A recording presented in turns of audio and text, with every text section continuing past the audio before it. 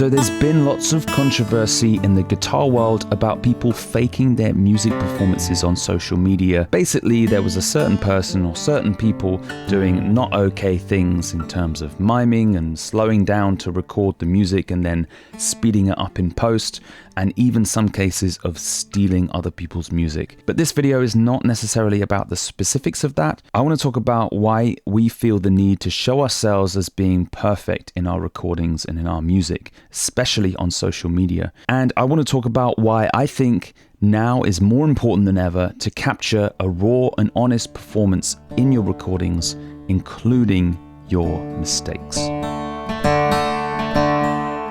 Nobody's fault but mine. Nobody's fault but mine. If I don't read, my soul be lost.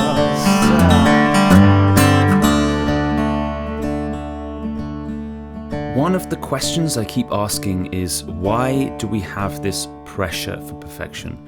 Why do so many people feel like they need to show themselves as being perfect online? I think a lot of it has to do with social media and the way that we're all exposed to so many perfect musicians. That is what has changed. We are exposed to so many world-class players on a daily basis that it feels like the bar is sky high. And maybe we feel like we have to present ourselves as being perfect online, because if you're not, then you can't compete with these perfect performances, these perfect musicians online. But like I said, there have been some cases recently in the guitar world that people are miming, and they're not only miming, but the stuff that they're miming, they can't even play.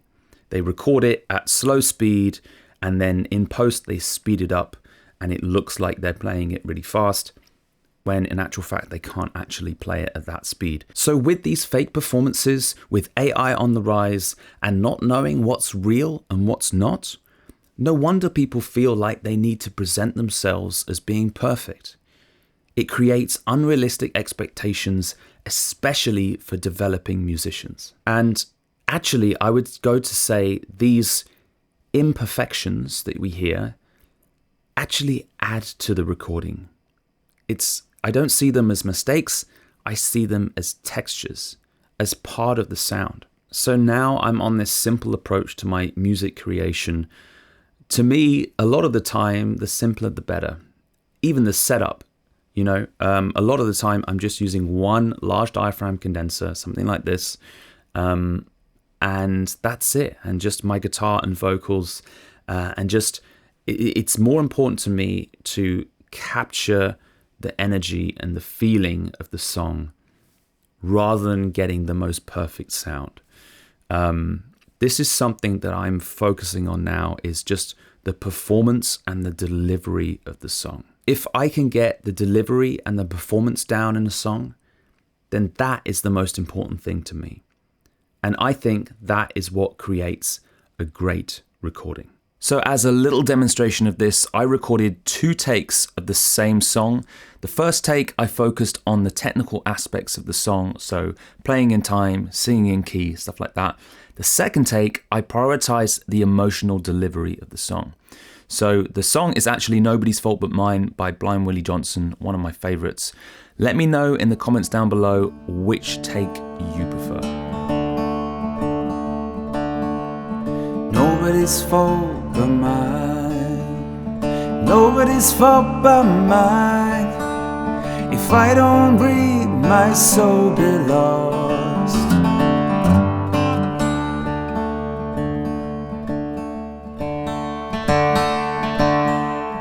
Nobody's fault but mine. Nobody's fault but mine. If I don't read, my soul be lost.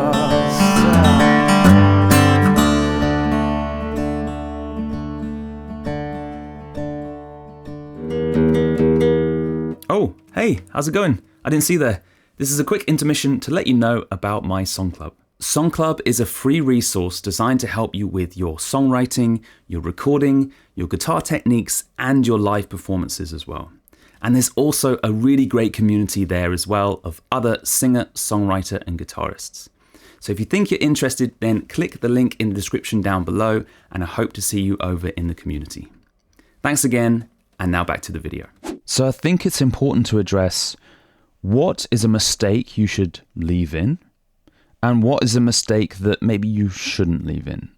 So I'm not saying that you should leave in every single mistake, and doesn't matter if you completely mess up, just leave it in.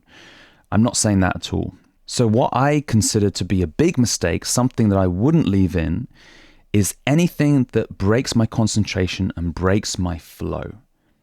So this can be different from person to person. Most things don't break my concentration, but whatever it is, if it breaks the flow, it breaks that feeling, sometimes I literally stop playing, then I would start again. I would just start the whole song over again. And I've been playing for so long, and I've been practicing and performing for so long, that most things now don't break my concentration and don't break my flow. So the real question is not, did I make a mistake? The real question is, did I maintain emotional delivery throughout the entire song? And if so, then I would leave it. I wouldn't edit anything.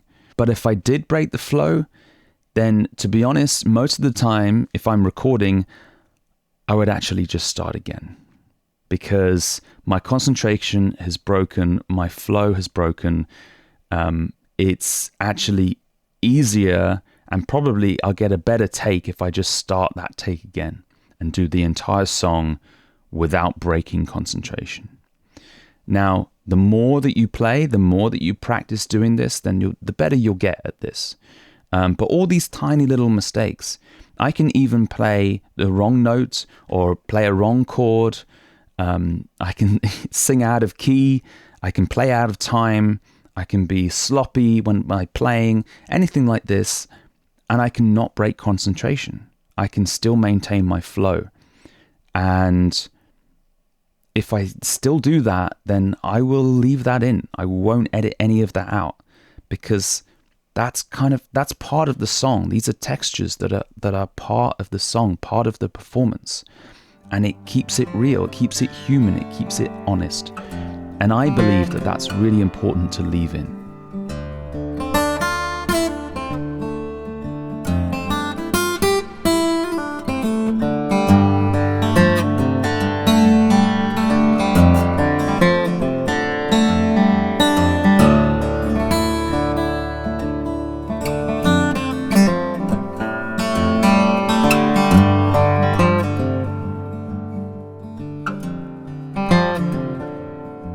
So let's talk about some practical approaches that you can apply to your own songs to achieve this. One thing that I really like to do is I like to simplify my songs dramatically. What I mean by simplifying is just strip it down to its bare bones.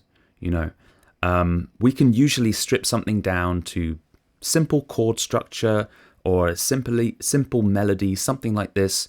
Whether you're strumming or you're finger picking, whatever you're doing on the guitar, you can usually break things down to its bare bones, to its basic structure in terms of chords or melody or however you're doing it. You can usually break things down to just simple chords, something like this.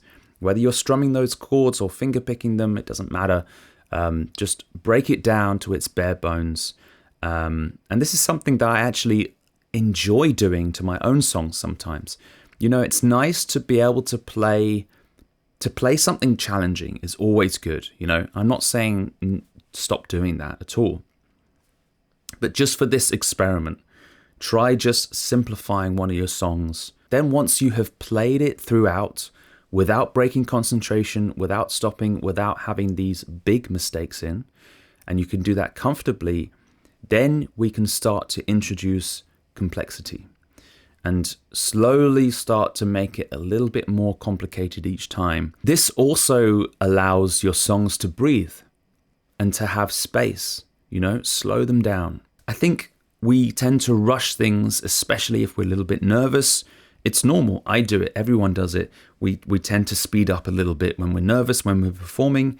So it's just good to remember, okay, let's let's slow it down. I really love to improvise in my songs, and I always make sure that I have space in every song that I do for improvisation. And by slowing things down and making things very simple, that actually really helps me to improvise, because improvisation is just composing really fast. So it gives me space, it gives me time to compose. So by doing this, it's going to make your performance a lot better. It's going to make your song a lot more dynamic, and it's going to make your song a lot more emotional.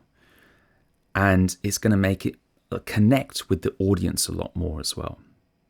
And you might actually find that you prefer the simplified version of your songs to the more complicated versions. I have this theory that songs should never stay the same. You should always be changing and adapting your song and trying to perform it in a different way. My songs throughout their lifetime have changed so much, and I think they're always changing, and that's what I love about them. That's what keeps them interesting, It's like I keep playing songs that I've played for like 10, 15, 20 years, and I never get sick of them, because they're always changing. From the first moment that I recorded them, some of my songs are completely different now. And that's why I believe that recordings should be just a moment captured in time.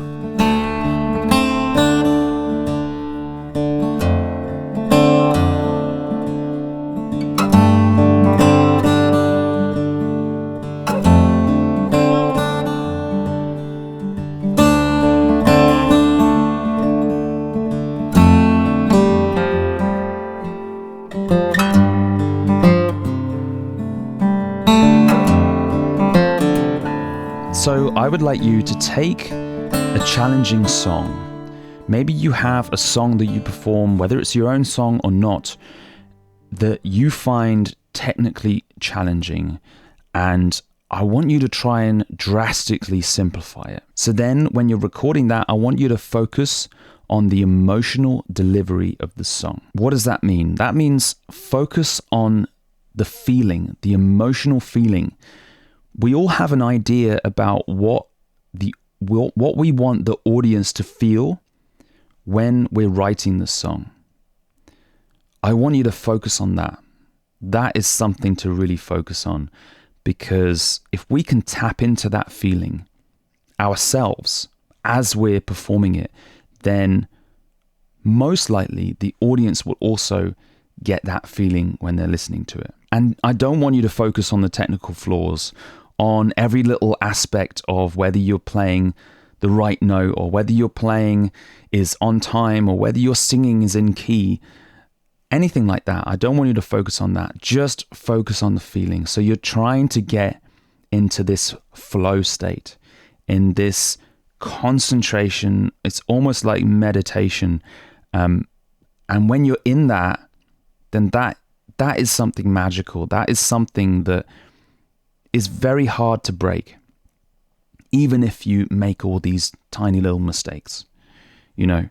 Just getting in that zone, it really helps you with your performance and with your emotional delivery. And you got to remember that the audience is not going to notice these tiny little mistakes.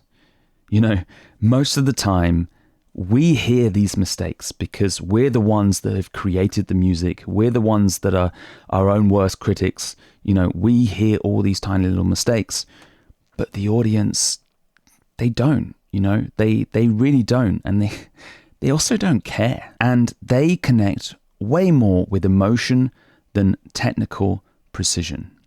Yes, it can be impressive to play very fast and impress the audience that way. Do you want to impress your audience, or do you want to connect with them emotionally? And I bet you 9 times out of 10, the audience will prefer and remember the emotionally connected performance over the technically impressive performance. There are loads of these historic recordings that contain these mistakes. And often we see it as just part of the charm, part of the music. When I listen back to certain recordings and I can hear things going on in the background, I can hear certain noises that maybe were not originally meant to be in the recording, but they're just part of it. I really enjoy that as a listener. It's almost looking into a space in time, looking into history and what happened in that moment. And if we edit everything out, if we make everything perfect and sterile and we just get rid of all that, then we're losing that moment in time. We're getting rid of that history. And I don't want to get rid of that. I want to leave that in, because as a listener, I enjoy listening back to that. And I know that my audience will enjoy listening to these little quirks as well. And I think these imperfections are part of your sound. They're part of your unique sound, and they're what make you, you. So we should embrace them. Authenticity resonates way more than perfection. And actually, my favorite albums have always been live albums. I've always enjoyed live albums even more so than studio albums, because I get to hear the band how they really are in a live setting with all the imperfections and everything included. It gives me an insight into who the band or the artist really is. And I think it's your imprint, it's your personality comes through way more in a live situation. So why don't we just apply that to all our recordings? You know, why don't we just record everything just in one take, like it's a live performance? I really believe in this, and I want to do more kind of topics on this subject. I'm talking about this a lot more. I think not enough people are talking about this. And I kind of want to be one of the ones that talks about this a lot. I apply this to my own music, and I encourage other people to also apply this in their music as well. So next time you're recording a song, maybe just leave in all these little mistakes. You might find that you actually prefer all these little quirks and textures. Thank you so much for listening. Don't forget to join my song club. Link for that is in the description down below. Other than that, have a great day, and I'll see you again in another video very soon. Bye.